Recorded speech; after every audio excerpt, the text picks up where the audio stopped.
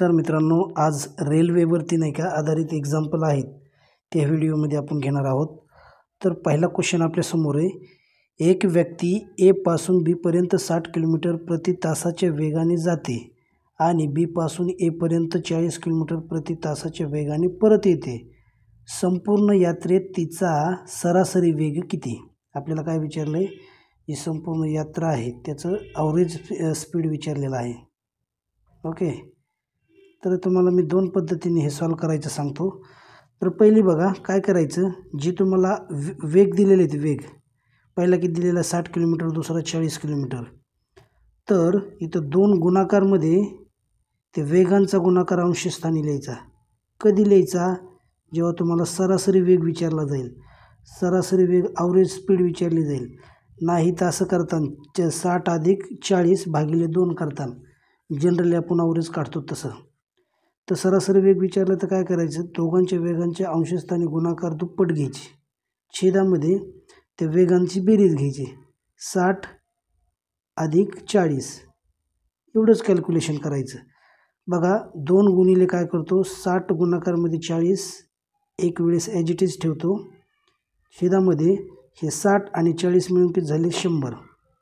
आता कॅल्क्युलेशन काटाकाटी करा. हा 0 कॅन्सल, हा 0 कॅन्सल, हा 0 कॅन्सल, हा 0 कॅन्सल. गुणाकारमध्ये किती राहिलेत बघा, 6, हे 4 आणि हे 2.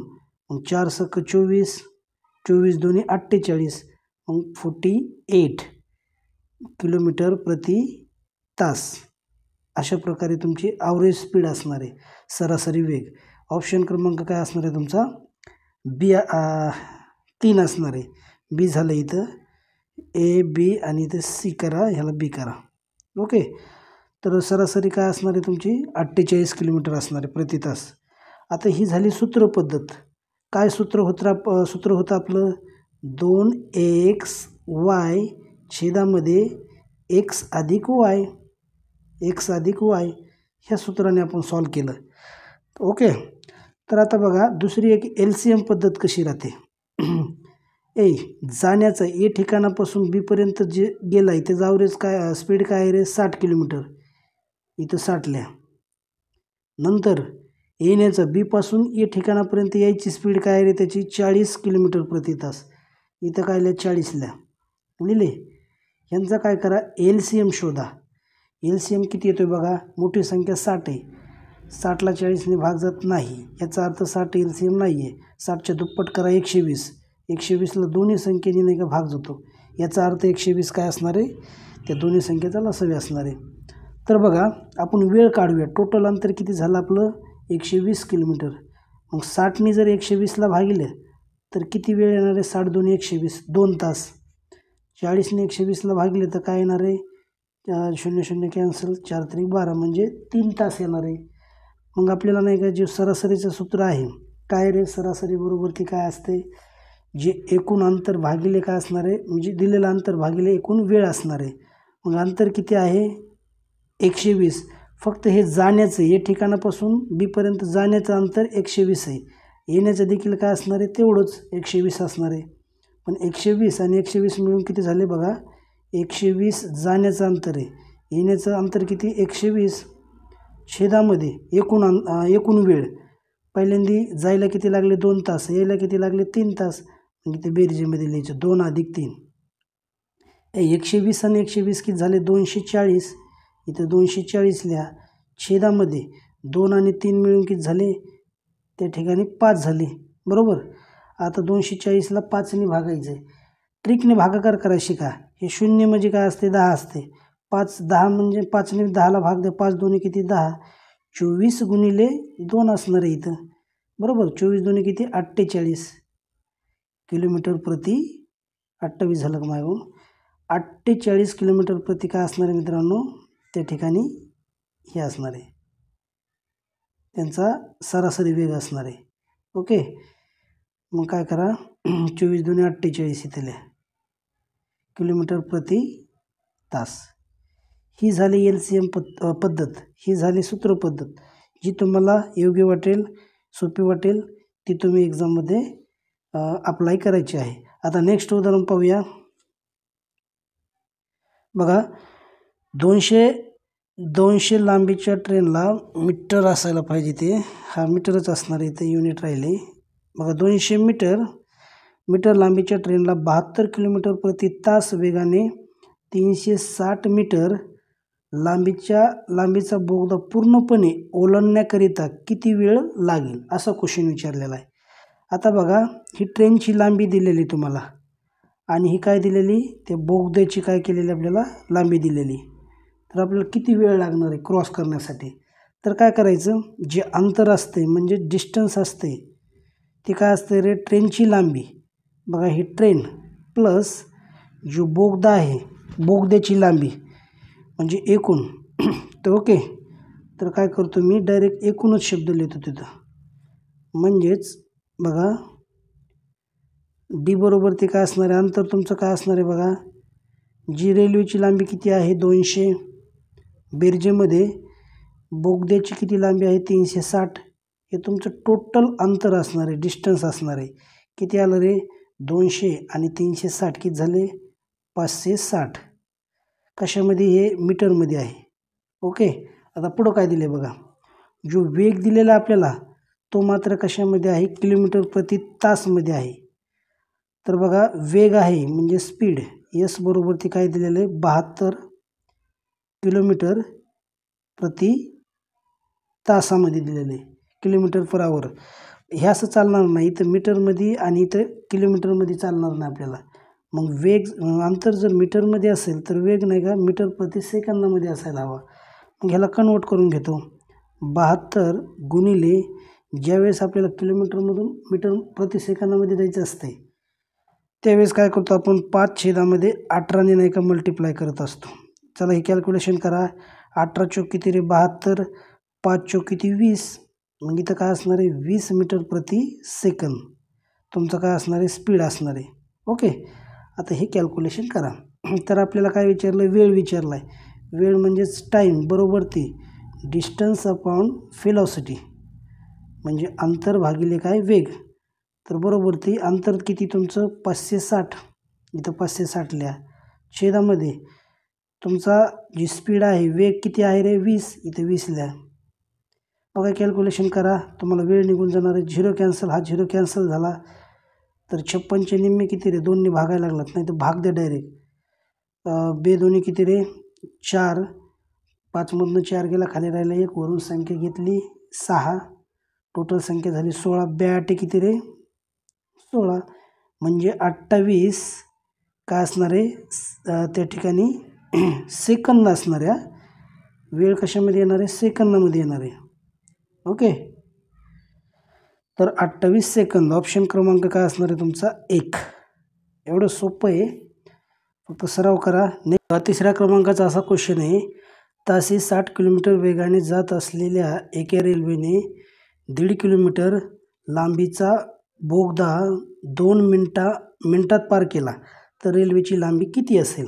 ओके, तर काय करायचं बघा, आपल्याला नाही का इथं वेग जो दिलेला आहे तो किलोमीटरमध्ये दिलेला आहे, अंतर देखील किलोमीटरमध्ये आहे. जर ऑप्शन चेक केले मी तर अंतर कशामध्ये दिलेलं आहे, लांबी कशामध्ये दिलेली मीटरमध्ये. मग मला हे नाही का किलोमीटरमध्ये चालणार नाही, मला मीटर प्रति सेकंदामध्ये वेग कन्वर्ट करावं लागणार आहे. बघा आपल्याला नाही का वेग दिलेला आहे म्हणजे स्पीड किती दिलेली 60 किलोमीटर, हे 60 किलोमीटर दिली ना, त्याला नाही का मीटर प्रति सेकंदामध्ये कन्वर्ट करा. 5/18ने काय करा गुणा त्याला. ओके, 6ने भाग जातो बघा.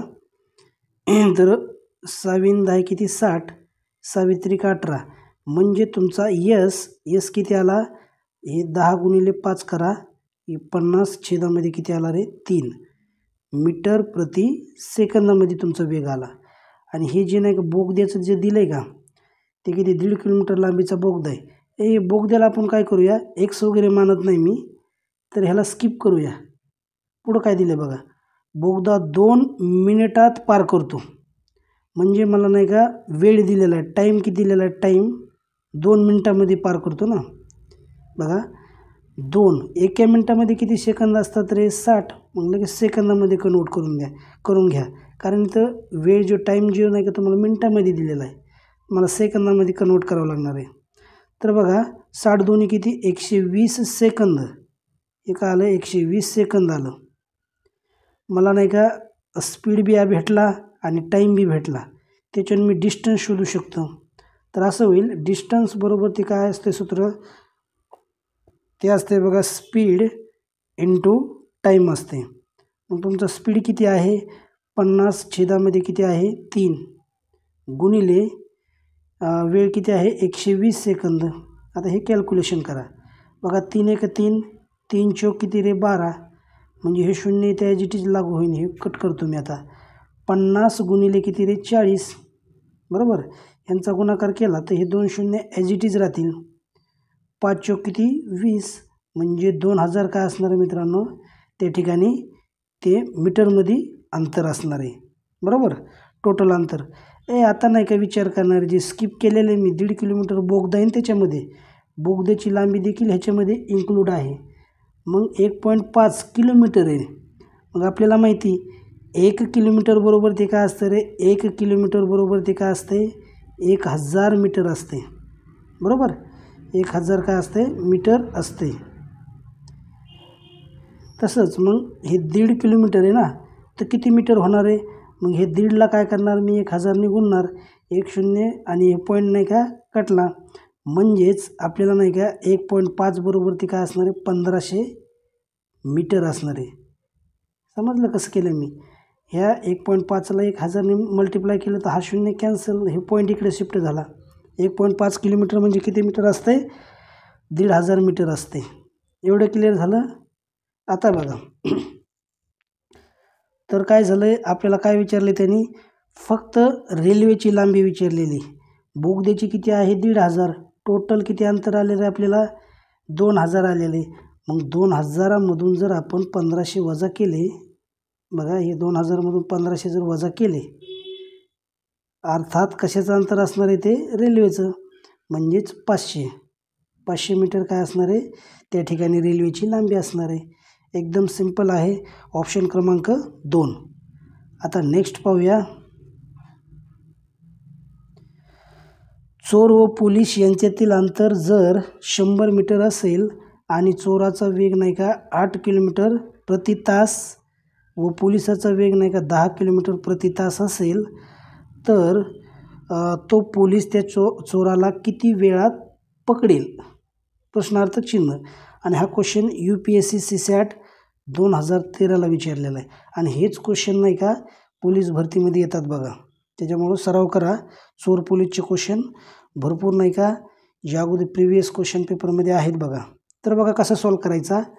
हे तुम्हाला नाही का जे अंतर दिलेले 100 मीटरचं इथे 100 घ्या कारण अंतर भागिलेच असते ना. अंतर भागिले तुम्हाला काय काढायचं आपल्याला वेळ काढायचा आहे किती वेळात पकडेल ना म्हणजेच टाईम हवा आहे मला. मग टाईम बरोबर ते काय असते सूत्र डिस्टन्स अपॉन व्हेलॉसिटी किंवा स्पीड असते. म्हणजे डिस्टन्स किती दिलेलं आहे 100 दिलेलं आहे बरोबर. तर मग आता व्हेलॉसिटी काय आहे बघा. चोर पोलीसचे प्रश्न जर आले तर एकच डायरेक्शनमध्ये असते ते आणि एक डायरेक्शनमध्ये सापेक्ष काय वेग काय सांगतो वेगांची काय करा वजाबाकी करा. अपोजिट डायरेक्शन जर असेल वेगांची काय करा बेरीज करा. चोर पोलीस आले तर चोराच्या मागं पोलीस लागणार आहे एवढं लक्षात ठेवायचं. डायरेक्शन एकच आहे म्हणजेच सापेक्ष वेगनुसार नाही का 10 वजा 8 वेगांची वजाबाकी होणार आहे. परंतु हे जो वेग दिलेला आपल्याला कशामध्ये आहे किलोमीटर पर आवरमध्ये आहे बरोबर आणि अंतर आहे ते मीटरमध्ये आहे. असं नाही चालणार आपल्याला एकच युनिट करावं लागणार आहे. बघा 100 छेदामध्ये 10मधून 8 गेले खाली राहिले 2 हे किलोमीटर प्रति तास आहेत परंतु ह्याला मीटर प्रति सेकंदामध्ये कन्वर्ट करायचं. मग 5 छेदामध्ये 18ने काय करतो त्या ठिकाणी मल्टिप्लाय करतो त्याला तर असं होईल.